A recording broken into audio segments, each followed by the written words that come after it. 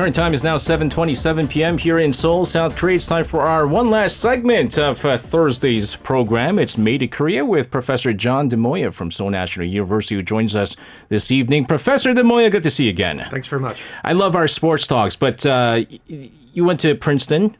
Yes, I'm not sure where this is leading, but go ahead. I would say that you guys are a sports powerhouse when it comes to lacrosse. Lacrosse and basketball in the Ivy League. I was going to say at one point in the mid 1960s when Bill Bradley was there. Yes. I was going to say that quite some time ago. Bill Bradley came out of Princeton and he's a big name there. But still is, yeah. Yeah, exactly. And so we're just gonna. We're talking about accents and things like that. We have one of our listeners, Lorelei, who's from Alabama. She's got this Southern accent. I love Southern accents. Do I have a New York accent? You hear a New York accent from me? I don't hear it conspicuously, but I would say, for better or worse, you definitely have an American accent, and yes. I'm not sure what that means. And I definitely, if anyone's, I don't think about it, but I have a Philly accent. You have a Philly accent? I can't hear it. I try to avoid certain pronunciations that make it more prominent, but yes, I have it. Yeah, I can't. I tried. I'm interested. Get me to talk about water or and then things like that. Yeah, exactly. Things that I try to avoid saying. Or my favorite, coffee. Coffee. Yeah. Coffee. That's the Philly in me. But the Boston accent is the worst. Anyway, yes. let's move on here. Park Chung Hee, probably the most famous, or some way say most infamous, depending on who you ask. Sure. South Korean president in history. But still, if you look at a lot of the surveys done, he emerges as probably the most popular or the most well-known president. And even when I throw it out informally to students, I'm amazed at how many young people might have objections to some of the political legacy, but they still have, and they've learned it probably in textbooks, very great fondness for the economic legacy. Yeah. Which is exactly what makes him such a popular guy. And so that's the thing, right? We had a multi-part special on President Park Chung Hee, where we talked about the economic accomplishments, but we also talked about some controversies surrounding the former president. But we're going to be talking about how he came to power in 1961 and under what circumstances, and why the 1961 coup is such an important part of Korean history. Let's first talk about Park Chung Hee before he became president. All right. He has an interesting background. Yeah, he comes from a family that is generally described as relatively, I don't know if I would use the word poor, but certainly not well off economically. No. It's where he's really interesting is that, for better or worse, both in the military and then what we'll talk about in just a moment, he always succeeded in being a striver. So he, at a time in the colonial period when very few Koreans get beyond elementary school, wins some sort of funding or scholarship to the Daegu Normal School, which lets him go through the equivalent of high school. And more importantly, if this is where you're leading, and I actually have to admit, I don't think of this image, but it's interesting. Before he gets into the military in the 30s, he is a teacher. Yeah. And this in Korea is a very interesting position, both in terms of not seeing Park necessarily as a pedagogue, but more importantly, in the colonial period, this is actually a pretty good level for someone from his background to have achieved. So he was successful later in the military, successful later politically, successful early on in getting himself to this stage. So the big thing is kind of his military background. Yes, okay? And that's the next stage. Yeah, and I think that's the one that really kicks things off here, because even that, right, kind of going from a family that's not well off to being a teacher, and something that I mentioned yesterday, because being that yesterday was Teachers' Day, teachers, Korea in part, in its long history, scholars and teachers were well-respected occupations. Unfortunately, not so much. Well, unless you're a professor. Professors are well-respected. But even we sometimes joke about it. You forget how much you are correct. The legacy still exists. You will still get students giving you things to show the respect. And it's a little bit unusual for someone born and raised in another country where you're kind of you're just happy if the students don't cause you any trouble, and then here they bring you stuff, you're like, wow, this is unusual. Yeah, and now I've heard that in the US there's the Teachers Appreciation Week. You have an entire week, which I did not know that. You missed out on completely. But yeah. let's talk about the role he played in the Korean military prior to 1961, because this is the driving factor in what's going to happen now. Yeah, and if I can link that to where we're going, which is obviously the coup, not that he could have been thinking about it this early, he's one of the unusual people who, because it's the colonial period, manages to straddle the different levels of the Korean military, which is to say he trains in the Manchuria military school, he later trains in the Japanese military academy, and then in an independent, it's still during the American military government, but he's in one, I think it's the second class in 46 of 47 in the Korean military academy, which means later, when it gets to mobilizing support, he actually knows the different officer factions and he knows people across those ranks. For the period we're talking about, of course, again, he manages to go through all kinds of different training. Park Chung Hee is really good at rising in bureaucracies.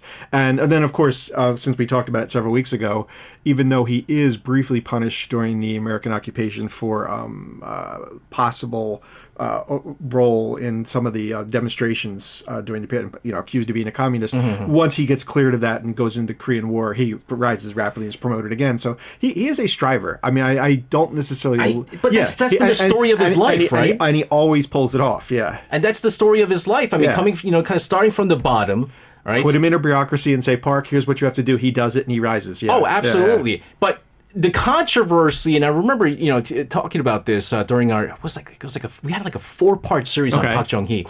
Him and his kind of role with the Japanese military. Oh, sure. Right? And so that was very, very controversial. And if I can mention very quickly, because people in the audience are not familiar, it's definitely worth looking at. The very big, only a couple years ago, Park Chung Hee major biography, published by Carter Eckert at Harvard, he deliberately chose the picture of Park in the Kwantung Army for the cover because he knew he wanted to. And so I've used it in class, and all you have to do is bring it in, and the students all know kind of like, yeah, exactly. And it's the famous picture of him with the helmet, and he's sitting there, I guess it's late 30s, early 40s. But yes, it makes Koreans resonate and recognize that they have to deal with this history. Yeah, and being that he did have ties with, again, the Japanese military and Japan as a whole, you then later on, we're not going to probably talk about this, but 1965 normalization of relations. Precisely, which was very controversial. Very controversial, and what South Korea received out of that agreement, right? Yeah, which...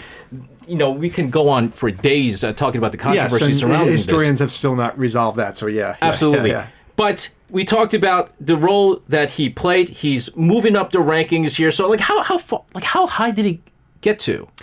He gets to, and it's funny because I was just talking to one of your staff before this and we were wrestling with it. He gets to be promoted to a general. I don't know my military hierarchy well enough, but she pointed out, and I should give credit, that he is a major general when the coup takes place in 61. He is also described as being the second highest officer in the Korean military. But what that major general category means in terms of Korean military ranks, I'm not good at describing the equivalent. But he's certainly, at least, again, nominally the number 2 figure in the Korean military. He's well connected, he's well placed, and then, as I said earlier, to link it back, because he trained in different places, apparently he has all kinds of feelers out to the different parties of the different generations, and so he's very good at mobilizing his networks. Now, we're going to talk about going into the coup soon, but there is the government at the time must have been in certain situation for this coup to be able to be pulled off. Sure. I mean, there's always kind of, I don't know, there's, disconnect in the government. There's some, whatever happens, there's not a lot of good things happening within the government in order for this to come out. What's the government like at the time? The Second Republic, so let's see here. Yoon Bo-sun is president, which I often forget that he is one of the Korean presidents. Right. He's often omitted from the list. Yeah. And Chung Myon is prime minister. They really only are in power from following April 1960, Lee Sung-man being kicked out. So sometime in the summer of 60 to basically May of 61. So it's like less than a year. But to answer your question then, they get all of the problems that they inherit from Ri, which is, some of the economic efficiency, some of the corruption, and they have some of the motivation, but certainly not enough time to do much more than to begin thinking, so that the general perception now, and probably of these officers, why they moved, is inefficiency, not enough reform, the inability to get things done, even though they recognize that there were many problems left over from the previous administration. And I think that probably motivates these military officers who see, look, if we have power, we are the military. We know how to get things done in a much more efficient fashion. Interesting comment coming in from our longtime listener, Museum, here in South Korea. He said at the time, realistically, a 2-star major general, which okay, thank you. That answers part of the question. Park Chung Hee is actually had more power to control the movements of the military than those higher up. Interesting. Okay, that I would not have thought about. But and so probably that's the reason why. That in just a moment. Sure. Yeah, that's probably the reson why he was able to pull this off. But it's interesting, right? Like the controversy surrounding Lee Seung-man, right? Yeah. And then that also, if you were to put one word into it, power. Okay, that's just yeah. He certainly has everything concentrated in his hands. And then all the chaos that comes following that, and then Park Chung Hee also eventually too much power, that becomes a problem too. But really quickly, then that's why the Second Republic, generally the words that we associated in between is inefficiency, lack of power, perceptions of whatever they were trying to do, not strongmen exactly, in contrast to what's before and what comes later. There must have been some sort of faction that existed within the military. Yeah.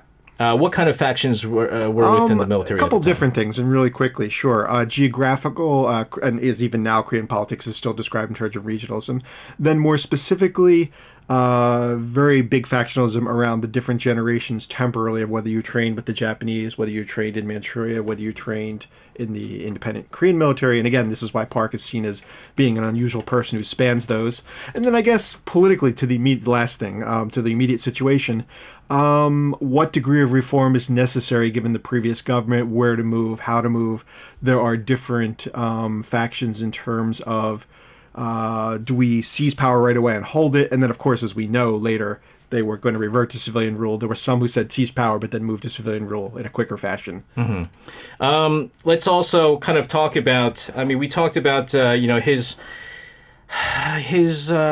experience with the Japanese military, but did he have overall international experience prior to 1961? Not politically, but militarily, yes. And there's one other one I want to throw in here, so thank you for asking this.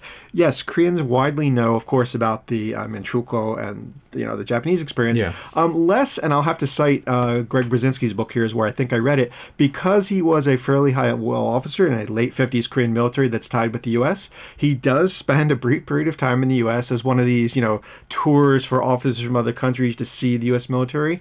And I believe he is in Oklahoma for a few months in like 57 or 58. I'd have to look it up. But he does spend some time getting at least to see what the U.S. looks like. So in that sense, yeah, because of his military career, he has traveled widely. He has dealt with a wide range of individuals. Yeah. And that will later pay off in sort of political know-how and how to deal with people. Yeah, and we can kind of we agree that although Park Chung Hee has been mired in a lot of controversies. There was a lot of things that he did that other presidents weren't able to do, and that was diplomacy, right? And this is where his international experience kind of comes in. The reason why we're talking about this particular coup is because May 16th, 1961 is exactly when this coup led by Park Chung Hee happened. And so what kind of planning went into the 1961 coup? Because this is so much has to go right for this to happen. Exactly. Right? This is the really interesting thing. So my answer will be brief. Apparently, they were talking, meaning different factions within the military, Park being the main actor, but Chun Do-young and others, because Chun Do-young is technically officially the leader, who appears in all those pictures in May 61. They're talking about this from as late 60 through the early spring, January, February 61. And so, the way I heard it described, it was like an open secret within the Korean military where Park and I guess a couple others, Kim Jong-pil and a few of the other people marked as the leaders, were trying to go around to different factions saying, will you be with us? Will you be with us? Will you be with us? Hey, I heard there's going to be a coup. What would you do in this case? Yeah, I'm going to have to tell the president. I was just going to say, to give you the interesting one, for Chun Do-young, who officially is in all the pictures where Park's wearing the sunglasses on the day, he's the other guy, who's technically the number one. Apparently they told him, and he neither agreed to join them, but also did not report it to the right political authorities, and this was interpreted as, well, he's basically with us insofar he hasn't blown the whistle on us. Yeah, because he himself will get in trouble later, and that's why he no longer stays as number one, and we no longer talk about it much. But he does at least kind of listen to them and goes kind of a, Why did, though, Park and others feel the coup was necessary? Yeah. I think again, the language of this particular government is not changing things rapidly economically. There were high inflation, and I guess also a lot of the deep entrenched corruption associated with Rhee. There were some questions of, well, wait a minute, we're the military. How much of us and our senior officers are essentially complicit with that and with what's going on now if we do not act. Right. And given the size of the military and its role within the Korean society, it was, and still is to a certain extent today, one of the most prominent institutions where they saw, wait a minute, we actually have an opportunity to do something here. Do you think, and this is just, I'm tossing it out here, we talked about how Park Chung Hee throughout his life, he's been very good with moving up the ranks. And given the fact that his background, although he does have an extensive military background, him kind of not coming from a well-off family, he also probably doesn't have a whole lot of connections in politics as well. Right. Maybe did he think that this is the only way that he's going to go as high as possible? You know, president is as high as you can go in whatever social order, right? I'll say that on this level. I mean, yes and no. In the sense of leadership, potentially yes, but I don't think he was imagining certainly long-term in terms of the civilian role where he would put on the suit, which he does in a couple of years, and actually have to be elected. In other words, I think he was thinking strictly in terms of the military seizure. And I don't think he was necessarily thinking, I mean, as we know now, that, 2 decades, I'll be around that long. I think he was thinking in terms of the immediate present and, wow, what can we do to actually make economic and political reforms in the short term. You're looking at a person because he's seen things in multiple aspects and multiple countries. Like, he has plans for the country, right? I mean, if there's, sorry, and the word is beautiful, the K-Wick. If there's a man who loves the K-Wick, it's Park Chung Hee.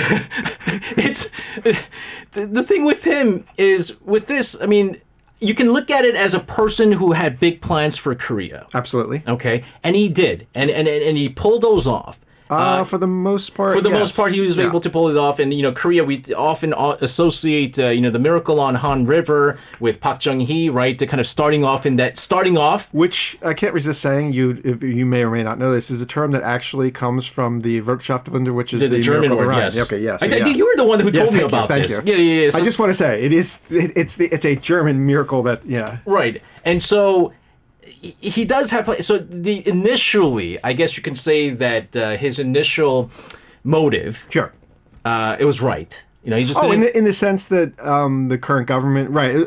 I mean, in the sense that we don't know, but they certainly were not showing any great signs of change and transformation. But I do wonder, though, how is Park received internationally after first leading the coup? This is the interesting question. First of all, technically, as I mentioned in those pictures, he is not the number one. He is one among many, or certainly the number two. Chung Do-young is actually the one sort of up front and prominent. They do reach out to the U.S., among others, fairly quickly, and I imagine it's Chung probably doing the connections. But apparently they get not necessarily a great enthusiastic reception, but certainly an indication from the Kennedy administration that, yes, we will continue working with you. We kind of not quite sure who you are yet, but we're willing to work with you. And then here's the other thing, which I can't resist saying, because maybe this is into the transformation period of Park, 62, 63, they know who, I mean, they're now learning who he is, but they don't really know who he is, and they come up and dig up the old thing about Yosu and the communism. Occasionally, as I tell my students, you can find references early on, this went very quickly, to President Park or pre-President Park, General Park, as Parksky, because it's 62 or 63, and I guess what happened in Cuba, they just want to be sure that this guy is not a red flag. You will say, we like this guy, but do we know who he is? And those disappear very quickly. And of course, he does end up being... But I guess I'm making the point that the U.S. is willing to go with this, but they're still learning who he is, and they don't quite know who he is. Not to mention because he had a strike. Precisely. And he has this. This is what shows up in his file from before. So, the CIA looks it up and they go, well, he does have one strike, but how much of a threat is what he does that be? mean? Exactly. Right, exactly. And especially in the 60s, right? In the 60s, a key era for the United States and kind of... the Red Scare, did that start in the 60s? Oh, what if you're thinking McCarthy earlier?